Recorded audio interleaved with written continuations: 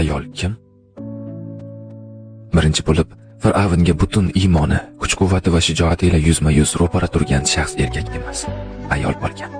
U Sayyida Osiyodir. Birinchi bo'lib, yer yuzidagi eng pok suvni, Zamzamni ichishga erishgan shaxs esa erkak emas, ayol bo'lgan. U Hojar onamizdir.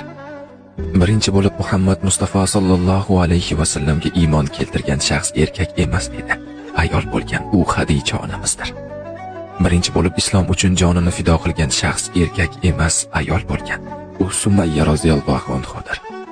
Birinchi bo'lib, islom uchun mol-mulkini hech ikkilanmasdan fido qilgan shaxs erkak emas, ayol bo'lgan. U Xadija onamizdir. Bilmagan har kimsa bilib olsinki, ayol islom uchun faxrdir. Ayollarni hurmat qilgan va ularning qadr-qimmatini bilgan ummatga Allohning salomlari bo'lsin. Assalomu alaykum va rahmatullohi va barakatuh.